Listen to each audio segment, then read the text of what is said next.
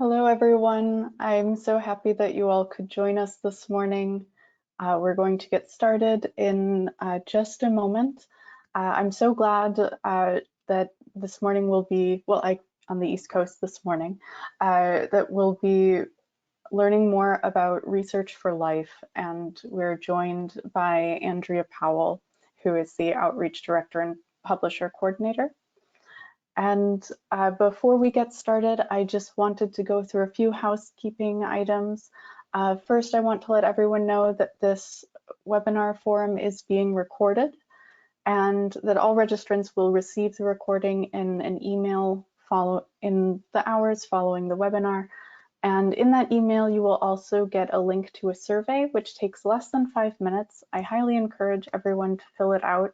The surveys not only help us determine how well we did, but they're also really important for us to, learn more about what you want and what we can offer as webinar topics in the future. And last but not least, we also have a question function, which should be on the control panel. It usually pops up on the right-hand side of the screen. And at the end, we will be taking questions. So please be sure to use the question field. The chat function is not enabled at this point. And so with no further ado, I'd like to introduce those of us who will be speaking this morning. I'm Alexandra Frankel. I'm the Publisher Relations Associate at BioOne, and our esteemed guest is Andrea Powell. As I mentioned, she's the Outreach Director and Publisher Coordinator at Research for Life, and we'll also be hearing from Christine Orr, the Director of Sales and Marketing at BioOne. And so I just want to give you a brief overview of what we'll be doing and what you'll be hearing today. And as you know, we are now in the introduction. In a moment, we'll hear from Christine, who will be talking about BioOne as it relates to Research for Life. And then we will dive into Andrea's presentation. Andrea will tell us more about Research for Life and what it does to support global researchers and global research. And finally, I will be addressing some of the benefits for publishers and items that publishers can do individually to support this work. And of course, at the end, we will have questions. And feel free to type in your questions anytime that they come to you throughout the presentation, and we'll be sure to get to them at the end. So with no further ado, here is Andrea Powell. Oh, I'm sorry, Christine Orr. A little further ado.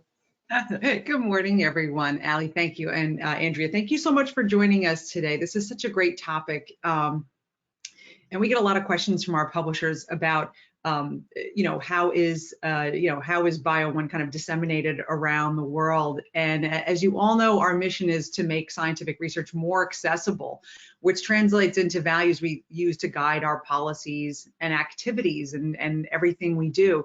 I'd say sustainable is a word we use every single day around the, well, now virtual BioOne office. But what do these things really mean in practice? So partnering with a lot of people who can extend our reach even further helps us kind of keep global at the front of our minds. And that's one of the reasons we're talking with you about Research for Life today. About a third of our journals are based outside the US, and 50% of our authors are based outside of the US. So we really see working with folks like Research for Life as one way to extend this and to support this, this global mission. As you know, we're also really devoted, our core of our mission is to keep science independent, and we want our publishers to be able to publish in any way that is sensible for them. And by banding together in a collective, we offer a path to global distribution for publishers, keeping them, being able to reach a global, library and user and researcher base. And we're really committed to being a home for independent scholarly societies. Okay, and to the sustainability piece, we were founded by both libraries and publishers to generate and to create a publishing model, a business model that would serve both sides as equal partners and also really recognize the economic realities that each of them are facing. And this year with COVID, it's brought everything into very sharp relief. And making research accessible globally means ensuring it's discoverable. We do a lot of the technical work on the platform, of course, interoperable with the latest standards so that your content is easily found and shared and utilized by researchers in their preferred way of working. And this also has a economic component, and that of affordability. BioOne Complete is sold to institutions via different pricing models. It's not a one-size-fits-all. We don't really talk about this too much with the publishers, but we thought this was a great opportunity to do so. We have pricing that fits the type of institution, from like research-heavy Stanford University or the U.S. Department of Agriculture, down to high schools or public libraries and community colleges. Small institutions pay less than their larger counterparts in the same class. And we also have a very detailed and multi-layered discount system for consortia, which is like groups of institutions banding together for a collective purchase. And we also take into account the local economy. We offer discounted pricing on the whole BioOne collection for dozens of countries around the world. You know, India, it's always like 40% off, Algeria, 25%, for example. And where the economy is considered developing, that's where we partner with Research4Life to offer completely free access. So our work with Research4Life is part of our overall strategy to serve up and make your content discoverable, affordable, all around the world in a way that kind of fits each region. So taking these practical values all together, our aim is to expose your content to the widest possible community of interested researchers and potential authors. So Research4Life is a beautiful complement to our mission and to our sustainable business model. And with that, I am very, very happy to pass the presenter duties over to Andrea Powell of Research4Life. Thank you very much, Christine, and hello everybody. It's afternoon here in the UK. It's a lovely autumnal day, and it's a great privilege and pleasure to be talking to you all from my home office. Just a brief word about myself. I have held the publisher coordinator role for Research4Life for 2 years now. Prior to taking on this role, I was the publishing director and chief information officer at CABI. And I'm sure many of you will be familiar with CABI as a development organization and an agricultural research publisher. So I was there for 26 years, so came across BioOne on many occasions in those days. So it's a really great pleasure to be here today. So my role now is to talk to publishers and other partners about Research4Life and how it benefits not only the users of the content, but also the publishers who participate. What is Research4Life, first of all, and hopefully this is a bit familiar to you, but the program, which was launched in 2001, aims to reduce the knowledge gap between the industrialized countries of the North and the developing countries of the Global South. And we do that by providing either free or very low cost access to academic and professional resources. The figures on the screen in front of you are always out of date as soon as they're published, because we're always adding new content. But as of the 20th of September, we were able to include 28,000 research journals, peer-reviewed research journals, nearly 100,000 books, and over 125 other reference resources and databases in the collection. So it's a vast collection of content that we now have on offer. We cover all subjects within Research4Life. We started out by including content within particular subject portals, with very sort of vertical portals to cover health, agriculture, environment, law and social sciences, and scientific and technical information.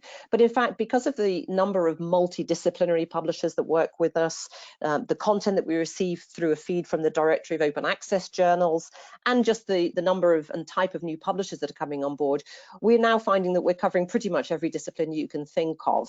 And in fact, all content is searchable through all the different content portals. So the 5 subject portals that we currently make available under the Research4Life banner are the 5 you see on the screen in front of you, and the abbreviations there is the name of the UN agency that is responsible for running the kind of the back office operation within each program and for promotion and training.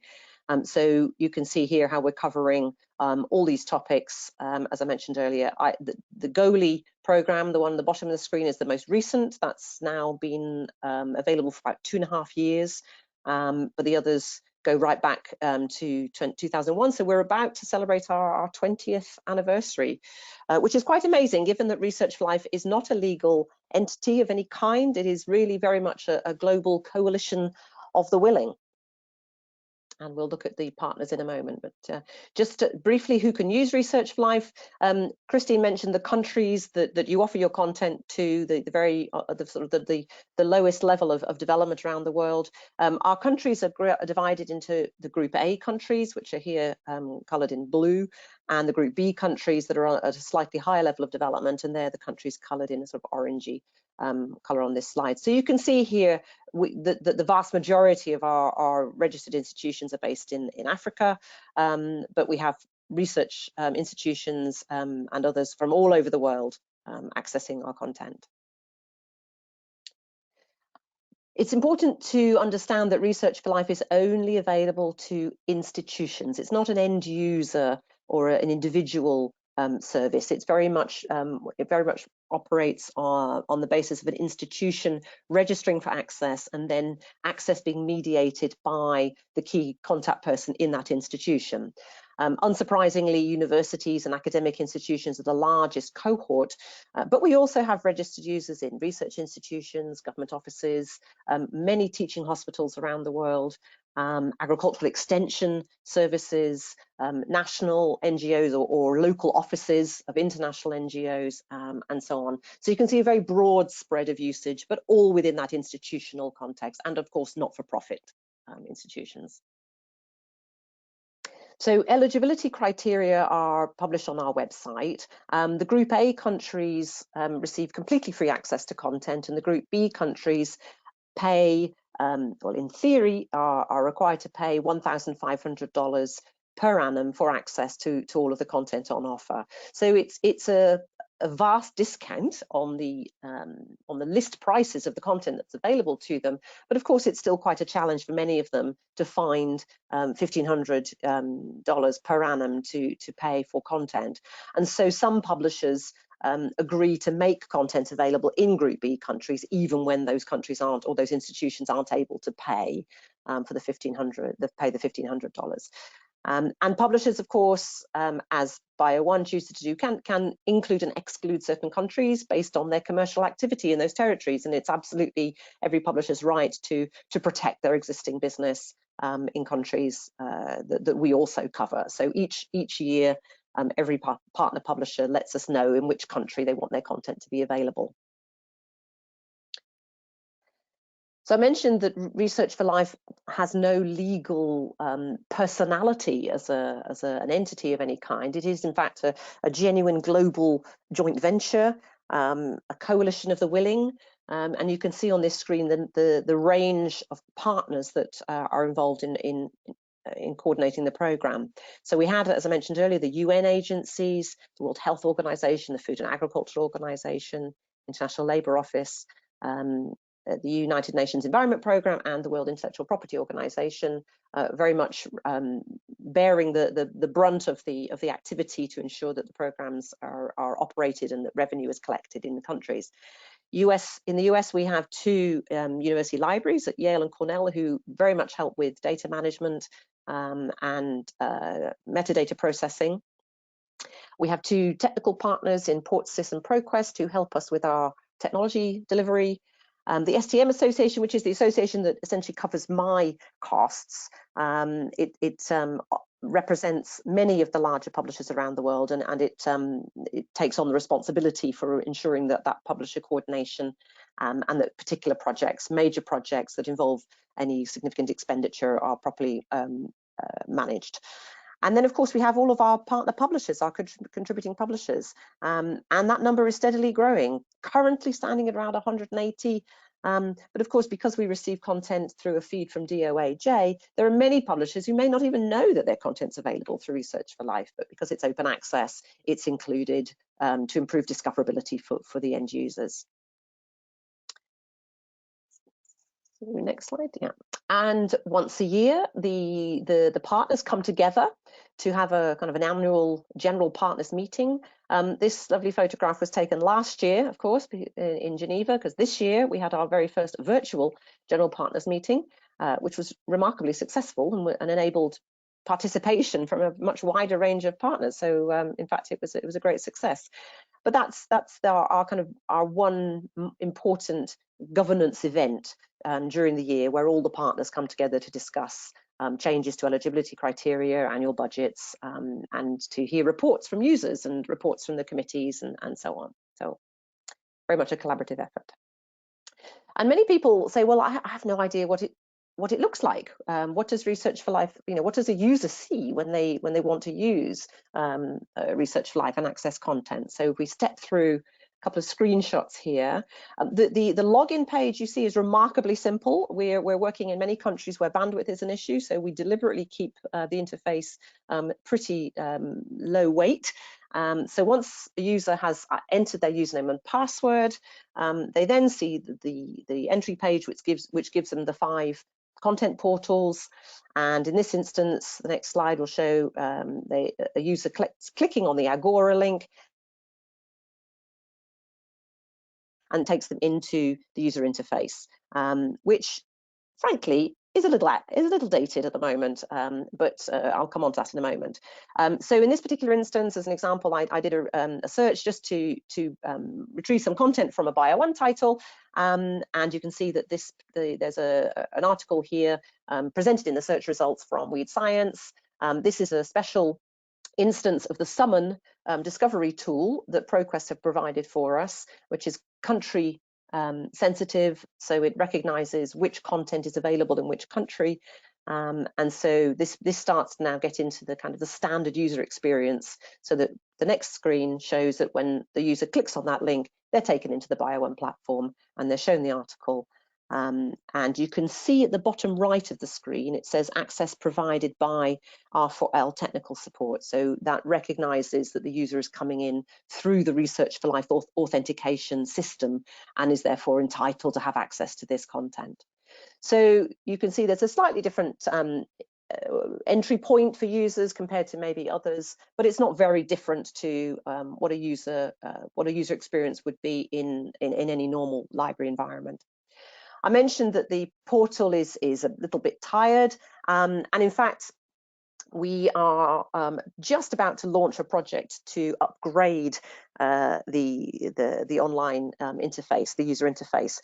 Technology, as you will know, technology never stands still and always needs upgrading, much like any online system. The challenge for Research4Life is that we're entirely dependent on volunteer effort to make this happen. And so it can take a long time for us to process project specifications and to procure new content and new technology. But I'm very pleased that we have just now signed a contract just this week, in fact, with Ingenta to improve the user interface.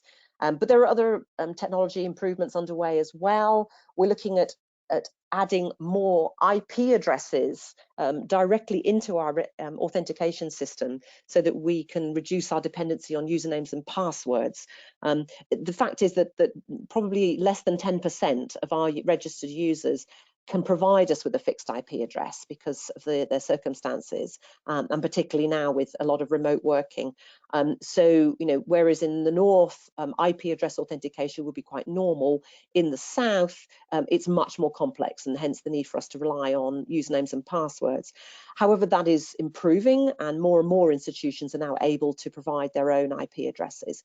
That's obviously going to give them a better user experience because they won't have to remember to log in using username and password, and it also helps us to provide more accurate and more granular usage analysis back to the publisher partners. Mention the complete redevelopment of the portal. Sorry, we could go back up to that previous slide. Yeah, so we're redeveloping the portal, but the other important new development is the optimization of the platform for mobile use, because it's very well known that in many developing countries, mobile devices are much more widely used than fixed desktop devices. And so it's very critical that the mobile user experience is a good one. And just a final comment there is that one of my particular philosophies is that the user, the Research4Life user should enjoy the same quality of user experience as any other customer in any other part of the world. And for too long, there's been a sort of, oh, well, it's good enough attitude, and I think we owe them a bit more respect, really, and we should be thinking about users in these countries just as we think about users anywhere. So with this new platform coming along, we really are focusing on improving that user experience. Thanks. Next slide. So this is great. We have the wonderful collection of content, a vast collection of content, and nearly, in fact, over 10,000 registered institutions now worldwide. So how do we spread the word? How do we ensure that people know about Research4Life?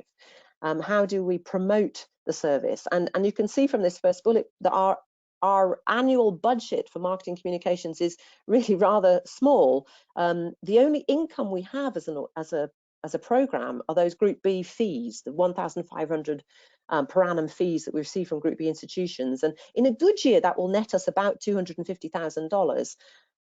So that's really all we have to play with in terms of outreach, training, technology, marketing, and everything. So we have to spend our $30,000 very carefully. And we have a very, very committed and dedicated volunteer marketing and communications team.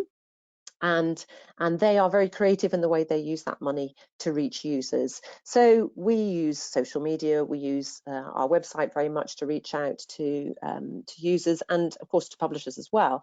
But really we're focusing here on how we promote the service to users and potential users in our eligible countries.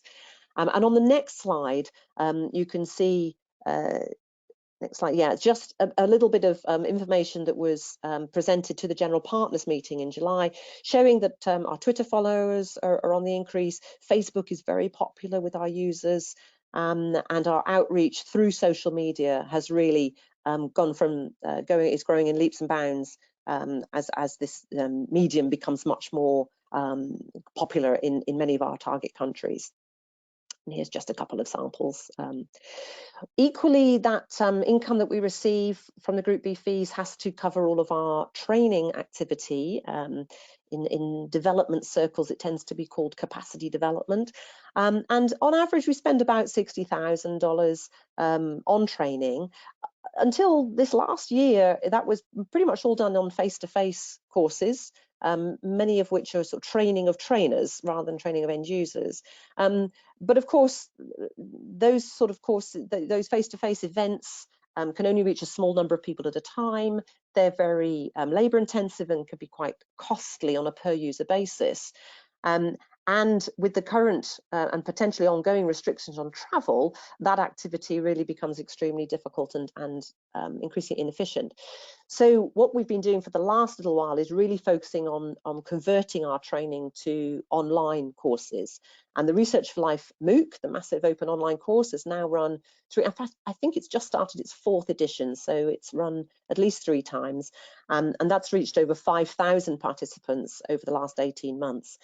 So this gives us much greater reach than the face-to-face training, but of course creates lots of new challenges in terms of being able to convert material from physical training context to a virtual training context, and we're learning really as we go and how to make that a more compelling offer. The training that we provide covers not only how to use Research4Life and the content included in it, but also how to make better use of it. So how to advocate for your library as an important resource within the institution, for example, or how to use Research4Life to improve your own research practices. So it's quite a wide curriculum. And one that we're looking to extend in the future as well, to cover more of the kind of the author-facing skills, the author-relevant skills, rather than just the skills that you need to read and to digest content. We also offer regular webinars on selected resources and search tools, and we're always talking to our publisher partners about running webinars together on content, so we can highlight new features or particularly interesting content. So this slide just illustrates the type of people who sign up for the Research for Life MOOC. What you can see here is that just over half of the MOOC participants so far have been either from the library or have been researchers and academics. So we're really reaching that core target audience, but we're also reaching government officials, decision makers and policy makers in those offices, and various other professional users. So a very broad range of users here, of participants. And on the right-hand side, you can see that they're, unsurprisingly, the largest cohort is coming from the university and college sector, but you can see that we're reaching into other sectors as well.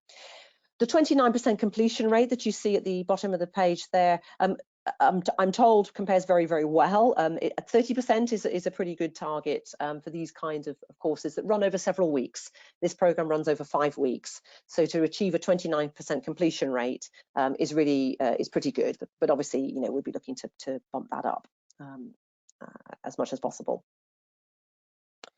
And on this slide, just I won't read through all of these, but just gives you a flavour for the user feedback that we've had from research from the MOOC participants. I think particularly relevant is the comment on the top right there about how timely the course was given the COVID-19 pandemic, and being able to offer an intensive online program at a time when users are often distanced from their institutions and don't have the same ease of access that they would have in normal times. It really has been a terrific benefit. We're currently going through a 5-yearly user review. So this is a major exercise that allows us to really take a step back and get feedback from our users around the world as to how they find their Research for Life experience, how they use it, what could be improved, and allows us to really think forward to the next 5-year strategic planning phase. And this exercise is underway as I speak, just about to be concluded.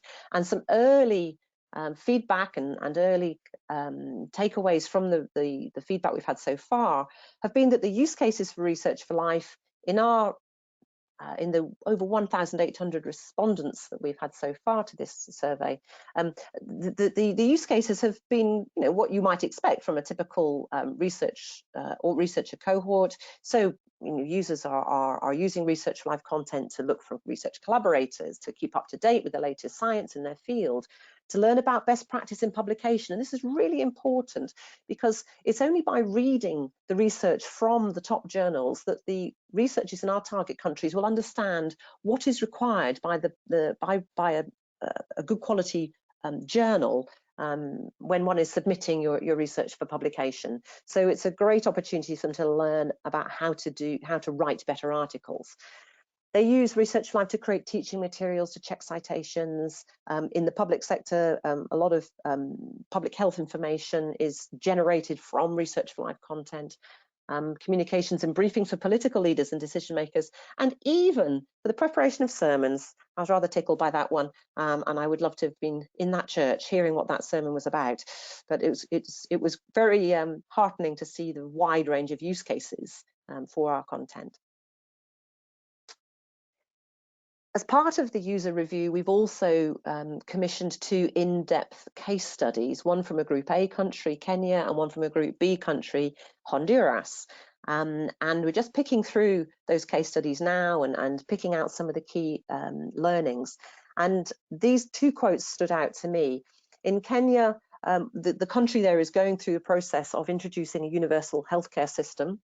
And they are using Research for Life and content available in Research for Life to understand what the country's needs will be and how to satisfy those needs. So that's a very practical and important use. And in Honduras, we've heard that access to Research for Life has had an unimaginable impact on the training of the country's human resources. This is particularly in healthcare.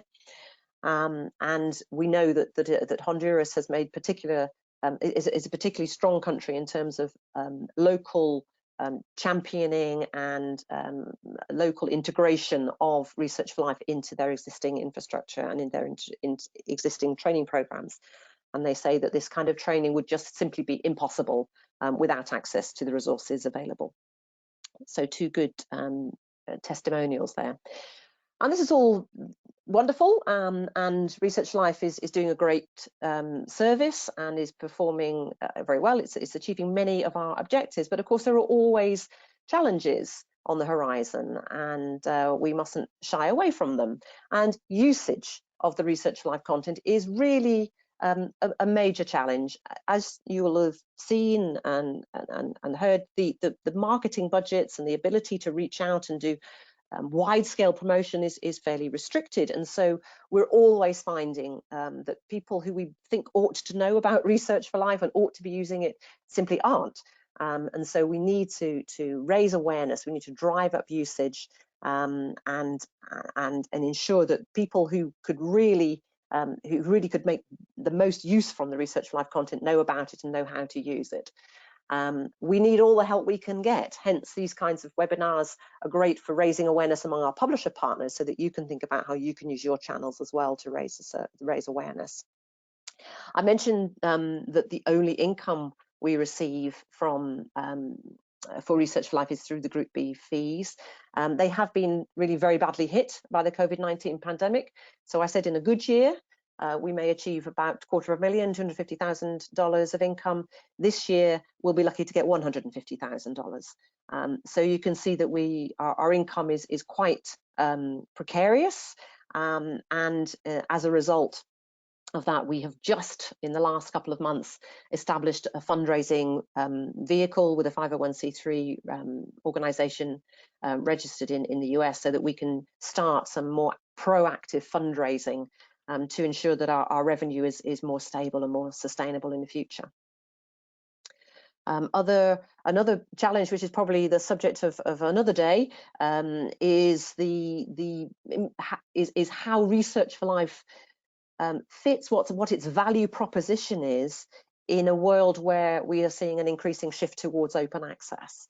Given that Research for Life was created in order to remove the barriers to access, now we may find that the barrier is simply moving to a different place. It's moving away from access, but it's moving to publication. So there have been a number of studies recently about how open access is impacting on the researchers' ability to publish in those developing countries. And at a time when the research programs in our target countries is being invested in and is improving, it would be it would be criminal, really, if we ended up with a communication system, a research communication ecosystem that ended up being less inclusive than the one that we're trying to migrate away from.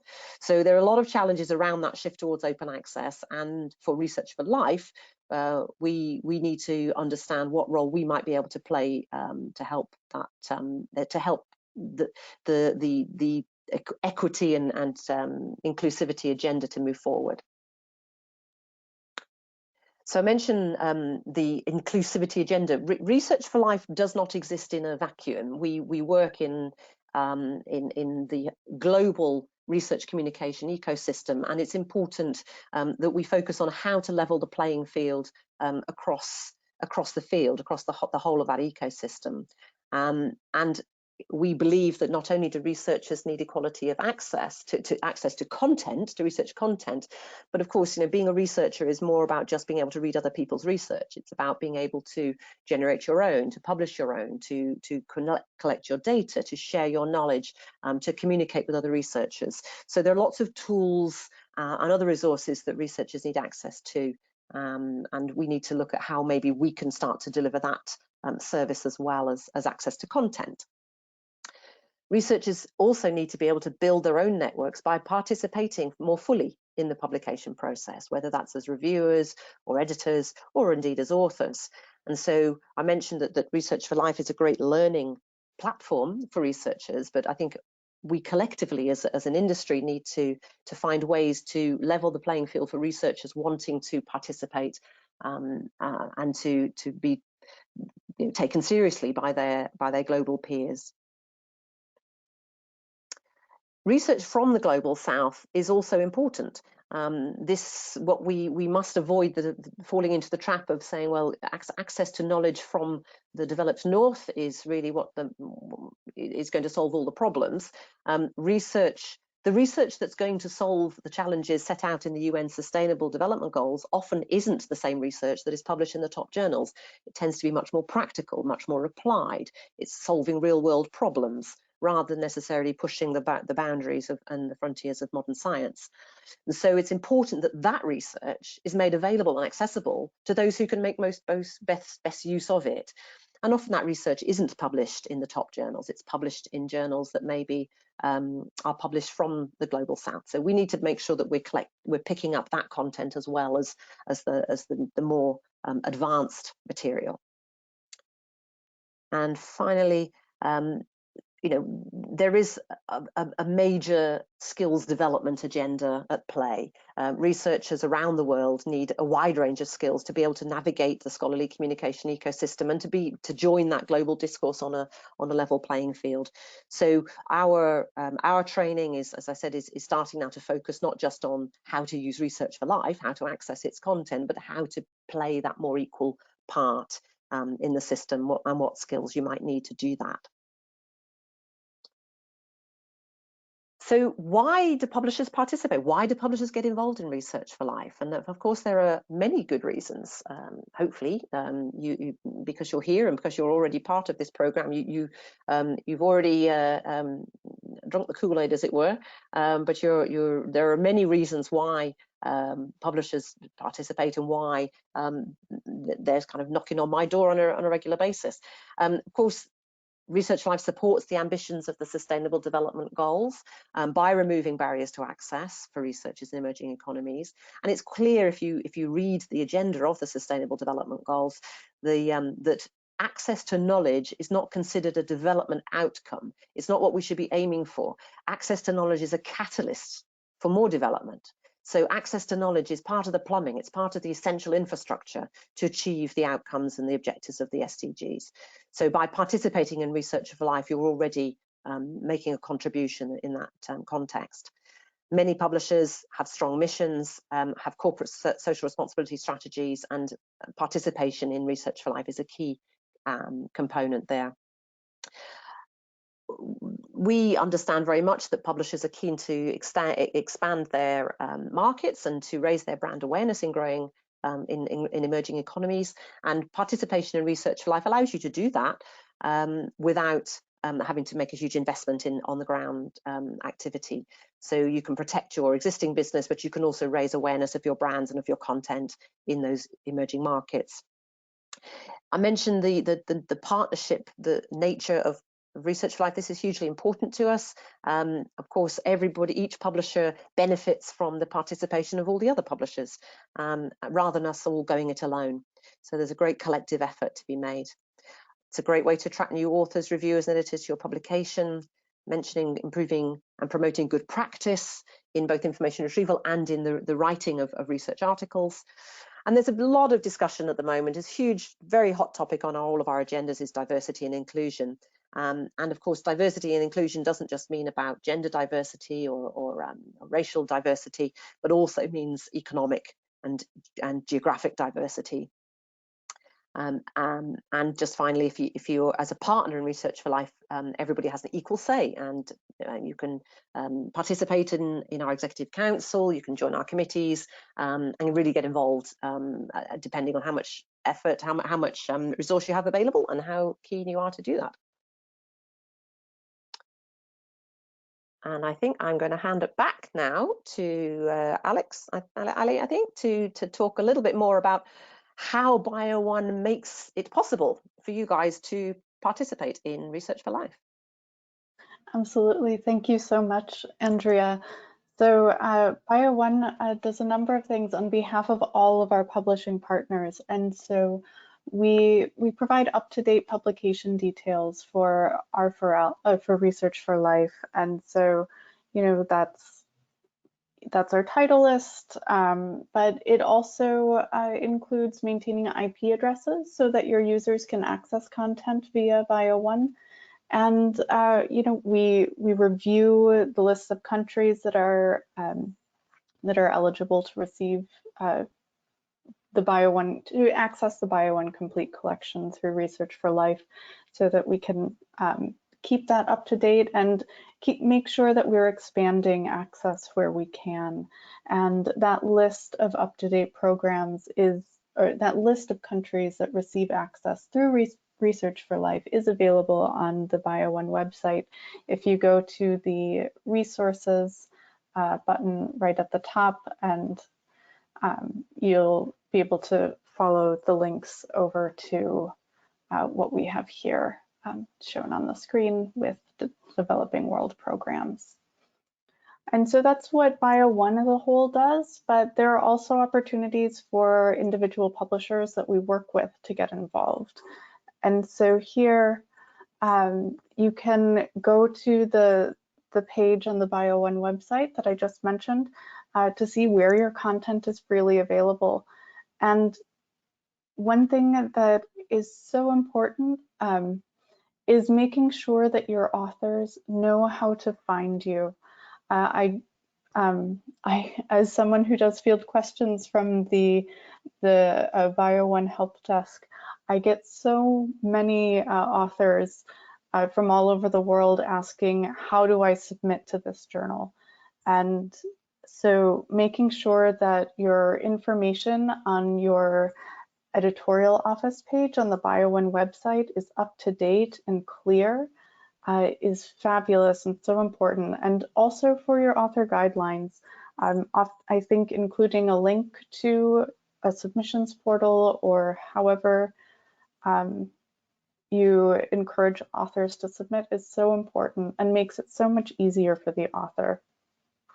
And the next step, which really follows from the first, is to share your society's participation in Research4Life with your members.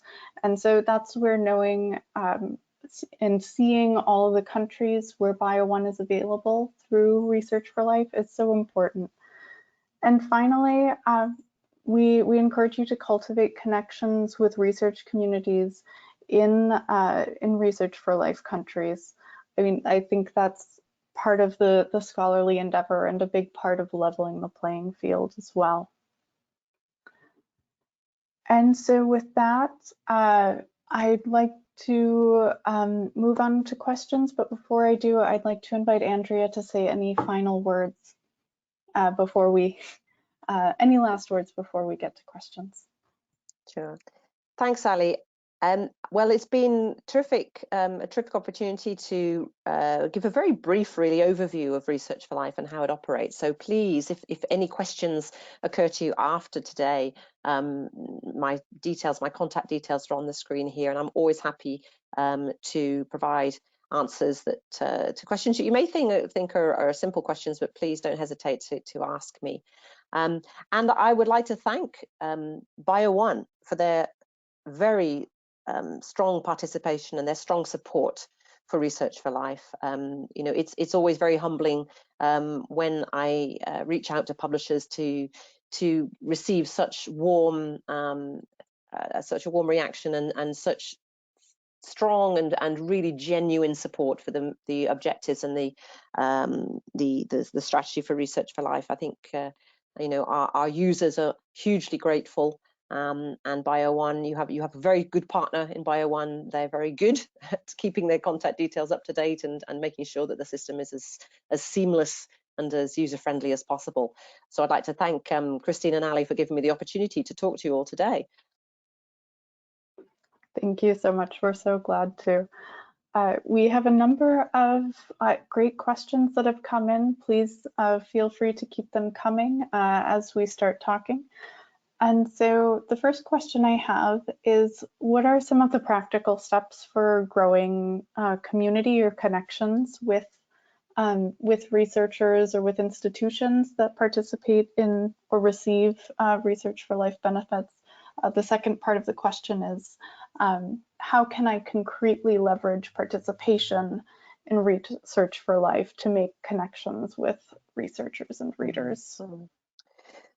So if if you want to find out which institutions are registered for Research4Life, there's a list of them on the Research4Life website. So I think it mostly covers, I think it only covers the universities, but that's the largest cohort. And so it's a good first step is to sort of check which institutions in which universities in the target countries are registered users, because that will give you an idea of the which institutions are running the sort of research programs that align with those of your own organization. And then if necessary, I mean, we can always provide contact details so that you can reach out to them and maybe set up some kind of almost like a twinning arrangement. I know that many of our users would be very, very pleased to be asked to help to participate in peer review activities and to be given some support through that work, because obviously that's something that, again, the peer review system is very developing countries are very underrepresented in peer review processes around the world across all subject disciplines, and that's an area that I think journal publishers can really take some steps. I think yeah, just one of the most useful things for us is for participating publishers to really promote their active participation in Research4Life, promote the fact that their content is available, and continue to help us raising awareness, because I think we do find that it's an ongoing challenge to make sure that users are using their content, using the content to which they have access rights. One very practical step. It's not an easy one, but we do find that that increasingly users are able to find content through illegal sources, through illicit sources, and where we have a lot of publisher exclusions, then and the user can't get access to content, there's a risk that they are going off and finding it in other ways, and obviously that has to be balanced with commercial interests in particular countries. But I always ask publishers to think carefully about the exclusions that they set, so that we don't sort of unwittingly encourage users to find unlawful ways to find access to their content. Wonderful, thank you. We have another question. So if a journal is included in Research4Life via BioOne and also another aggregated platform that also participates in Research4Life, how is it decided where the end user goes? Do they go to BioOne? Do they go to the other aggregate publisher? So what happens then is that when the user does that search on Summon and they click a link to the article that they're interested in, an intermediate page props up. It's like a link resolver at any university that a university might have in place, and the user is presented with a choice. So they're given the choice of where to go. So for it's a good example here. I think the Weed Science Journal is available from Cambridge University Press as well. I can't remember the detail, but this particular example that I used today, I actually dropped the intermediate slide because I just thought that was a little confusing. But there is an intermediate slide that says, okay, you now have choice of where you go to get this content. Wonderful. That was a lot simpler than I thought it would be. That's fabulous. So the next question I have, or I have a couple that I'm going to sort of create a composite question of.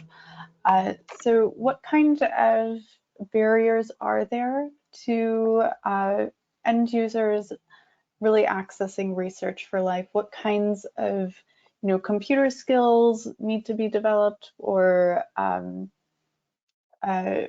hardware challenges are you finding? So there are always barriers to access, particularly, so yeah, and they fall into a number of different categories. So yes, from a technology point of view, many users in our countries have very unreliable internet access, and so their access could be compromised because they may just not be able to get online. Now that people are working, a lot of our, users around the world are displaced from their normal places of work. That's become even more of a challenge. So there's sort of the pure sort of, you know, the nuts and bolts of gaining online access is a challenge. We find that the skill levels are not, you know, are pretty good, you know, around the world. I mean, I think the access to information, particularly through mobile devices, and users are very, very familiar with search tools like Google and PubMed. So the kind of information retrieval, probably less of a problem. But I think one of the big barriers is well, it's not so much barrier to access, it's a barrier to understanding what content they should access, because I think there's a lot of uncertainty about open access publishing or about predatory publishing, recognizing the good journals, understanding, and in fact the services like Research4Life really help there, because we only allow in, you know, we don't include any of the predatory journals. So accessing content through Research4Life is almost a sort of a guarantee of authority and validity. So I think that the biggest barrier to access is awareness. You know, we often find that people tell us, oh, they don't have access to content, and when we look into it, they do. They are registered. Maybe they've lost the password. Maybe the librarian hasn't told them the username and password. So I think it really is a case of that, of continuing to spread the word, fly the flag, use all of the communication channels at our disposal, keep kind of, you know, just drumming home the message that access is available. There's a huge amount of content available. You know, once people start to use it, then they generally find it pretty user friendly and pretty easy to end up where they want to be. That's wonderful, and that dovetails very nicely into one of the next questions that I have here, which is how have you seen, or rather, what kinds of promotional activities have you seen make the biggest impact for raising awareness? So the biggest impact on usage is having local champions in country. We were able to run a pilot last year with an organization called the United Nations Technology Bank, that was actually that's been set up as one of the objectives within the Sustainable Development Goals. And they provided some funding for the Research4Life team to appoint local champions in 12 target countries and to run training courses in those countries, and then to have that local point of contact. And the impact on usage was just remarkable. It's obvious when you think about it, but one of our challenges is that because we have very little, we don't have funds to pay people, it's hard for us to really identify and to maintain those local champions and local ambassadors. So just having a point of contact in the country, in the institution, is the biggest way of raising awareness and improving access. But then in terms of sort of traditional communications, we use a system called D groups, which is sort of an online, like a mailing list serve that's very heavily used in developing countries, and that's very popular. That sends out lots of promotional messages through email.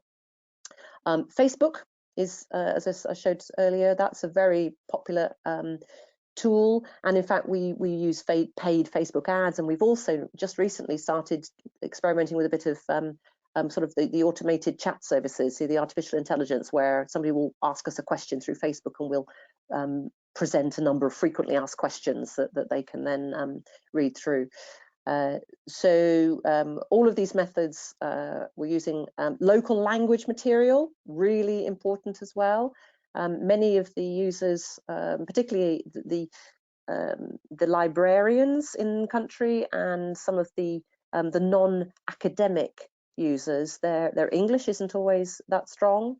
So being able to provide local language marketing collateral is very effective as well. Thank you. And again, I'm just delighted by how these questions sort of are are building on one another. Could you share more about sustainable development goals that you mentioned earlier and how they sort of play into leveling the field of scholarship? Sure. Well, the United Nations Agenda for Sustainable Development, otherwise known as the Sustainable Development Goals, was launched 5 years ago now. It's a 15-year program designed to address the global challenges facing humanity, and the agenda was signed up to by 198 countries. So pretty much every country in the world has signed the Sustainable Development Goals, and they're becoming increasingly high profile within all walks of life. And in fact, just at the Frankfurt Book Fair last week, was it? Yes, last week, the SDG Publisher Compact was launched, which is a commitment by publishers and publishing associations to adhere to 10 kind of key tenets set out within the SDGs to work towards greater sustainability, not only in the way we operate our own businesses, but also in the content we publish, and using our position as publishers to spread knowledge that will help to achieve the objectives set out in the goals. So if anyone isn't familiar with the SDGs, you can go to the Sustainable Development Goal website, which is the United Nations website, and read all about them. There are 17 goals in total, covering all disciplines. And for me, one of the most interesting goals is goal 17, which isn't a subject, doesn't have a subject focus. It is the goal that addresses the challenges around collaboration, partnership, and delivery. So it talks about creating greater skills, raising capacity, providing technology, providing infrastructure and support in order to achieve the goals.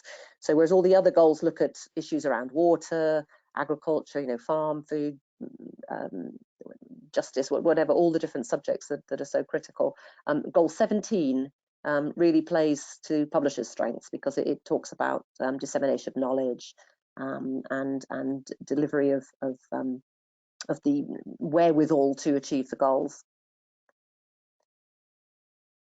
Thank you. And I think we have time for one last question, and I'm glad that we're ending on this note.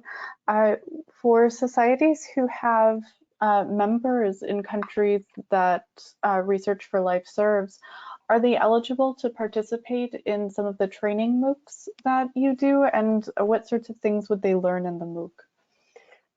They are absolutely eligible, yes. The MOOCs are open to pretty much all comers in appropriate countries. The only thing we have to be aware of is that obviously, depending on the country that you're in, you have access to a certain collection of content. And so some of the content that might be showcased in the course of a MOOC may not be accessible in your country, but I think with that caveat, the program is in any case extremely valuable. The sorts of skills they would learn, they learn about information retrieval, they learn about the range of content, the different resources. Webinars feature things like the search tools like Google Scholar, which is also accessible through Research4Life, PubMed, Embase and other discovery databases, as well as how to understand, how to navigate through different journals, how to understand what goes into a research article, how to create a bibliography, how to understand copyright and other aspects of intellectual property, how to use information in a practical outreach context. So it's a very broad curriculum, and one that we're looking to expand yet further. So it's a very comprehensive set of modules that I think any researcher in an institution that's eligible for Research4Life would really gain tremendously from. Absolutely. And thank you so much for your presentation. It's been wonderful to learn more about Research4Life, how Research4Life operates, and And BioOne is very, very happy to be a part of this work. And so I'm sure that if we were all in person and unmuted, you would be getting a round of applause. I shall just sit here and imagine it. Exactly. And as we have on the slide, folks can email you if they think of anything after. Absolutely, yes, feel free. Wonderful. And just for accessibility reasons, I'm going to read the email address out loud. It's Powell, Powell, at stm-assoc.org. Thank you, everyone, and we hope that you will join us again for our next publisher webinar forum. Thanks so much again, Andrea. You're very welcome. Bye.